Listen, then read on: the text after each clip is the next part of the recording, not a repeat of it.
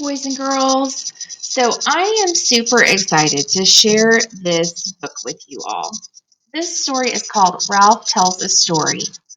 And this is the perfect book to share with you guys as you continue to become great writers. I know that a lot of you still have a hard time coming up with ideas about what to write and how to stretch out those stories and to unfreeze your characters and make them have a little bit more excitement and movement in them. So, we're going to listen to this story about Ralph, and I want you to see if, one, this can maybe be a personal connection for you. Maybe it reminds you of yourself and how you feel whenever you first start thinking about what you want to write about. But I also want you to think about how some of the things that Ralph did or some of the things that his friends did in the story could maybe help you when you're writing your stories. So this is called Ralph Tells a Story by Abby Hanlon. My teacher always said, stories are everywhere.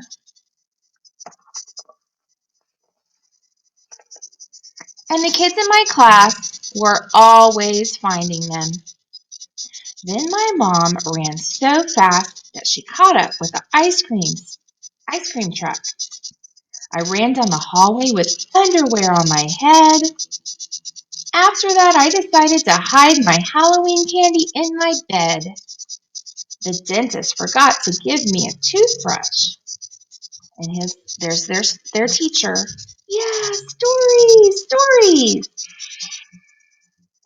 But every day at writing time, I thought really hard. I stared at my paper. I stared at the ceiling. I could not write a story. And this is their classroom. You can see that all the students are busy writing. This student has a story she's reading to their teacher. Then Grandma gave me a cup of coffee and said, "Don't tell your mother." But here's Ralph. Ah! I have no story.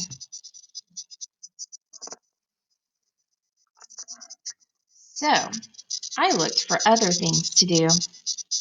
I went to the water fountain. I roamed the hallways. Can I go to the bathroom? Again, I tried everything. Can I go help the lunch ladies? What? Then one day, after getting sent back to my desk, I begged Daisy for help. I can't write a story because nothing happens to me. Are you kidding? She said. I've written a ton of stories about you.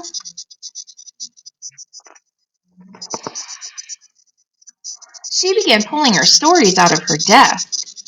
Look at this one, she said. Remember the time you let me brush your hair? And this one, remember the time you knocked down all the crayons? Oh, and remember the time you painted your nails with a black marker? I thought I'll never be a great writer like Daisy. Then Daisy stapled all her stories together. Click, click. Wow, she said. This book is already 13 pages. Click, click. Can I use the stapler? I asked.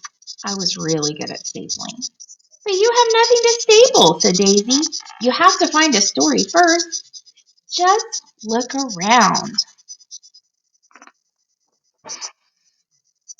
So I looked for stories out the window, in the aquarium, in my desk, and when my teacher wasn't looking, I looked for stories on the floor.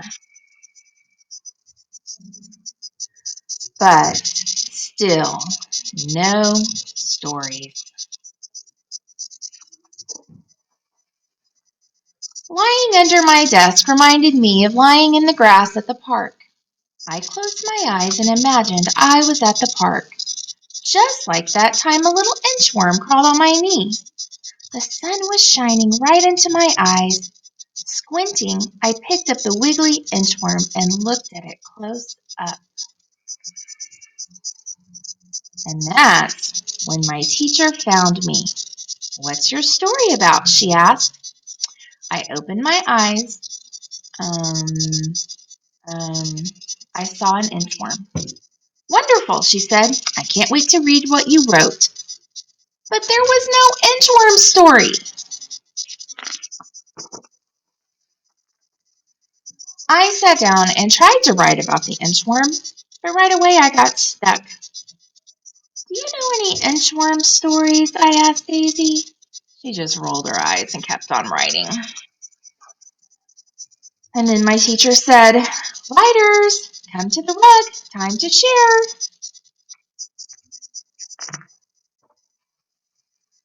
"Ralph, why don't you go first?" said the teacher. I pretended I had lost my paper. It didn't work. I walked to the front of the rug. It took a long time. I held my paper against my chest so no one could see it. "I was at the park," I said. An inchworm crawled on my knee. It was quiet. My heart went thump, thump, thump, thump. That's when I looked at Daisy. "Wow, really? Did it feel squishy, Ralphie? Did you take it home?" And then everybody started asking me questions. "Did your mom let you keep it? Did you touch it? Was it a baby? Was it a girl? Did it tickle? Did you name it?" Guys, all of those questions are questions Ralphie could write about and answer in his story about his inchworm. Wait a minute, I thought. Something did happen with that inchworm. Well, I picked up the inchworm and decided to name him Nick. I built Nick a house that he just inched away. So I followed him, which is why I didn't notice that someone was following me. And then all of a sudden, this wobbly, crazy baby grabbed Nick and put him in his diaper. I tried to be calm. "Come on, baby," I said really nicely. "Give Ralphie the inchworm." It didn't work. Was this the end of Nick? But then I noticed Nick was escaping. He crawled right up the baby's stomach. Quickly, I rescued Nick and ran, and we spent the rest of the afternoon doing nothing together. The end. Everybody clapped and cheered. "Show the picture, Ralph," someone said. I wasn't embarrassed anymore, so I did. So here's his book, and there's his name, Ralph, with his picture of Ralph and the worm. It says, "I was at the park." That was last year. This year, I write stories all the time. I keep finding stories everywhere. This book might be too thick to staple. 100 Funny Stories by Ralph. So here are some of Ralph's writing tips. Some of them could be good writing tips. Some of them may not be so great. So let's see what he says. Get comfortable. It's okay to ask for help. So that's where he's turning to a neighbor and asking for some help. You can always write about what you had for breakfast. And 4, eat lots of chocolate. That one may not be a great writing tip. And you should also ask your parents before you eat any chocolate. And then these are some books Ralph wrote. When I ate too much spaghetti.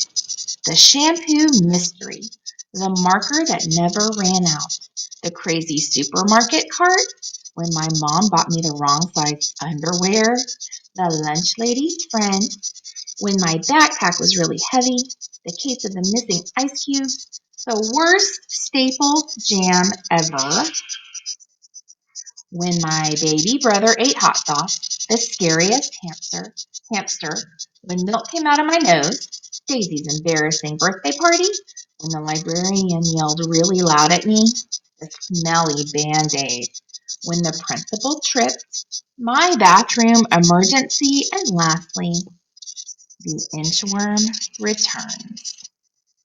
I hope you guys enjoyed that story. It's one of my brand new favorites, and I hope that it helps you think of new ideas for writing.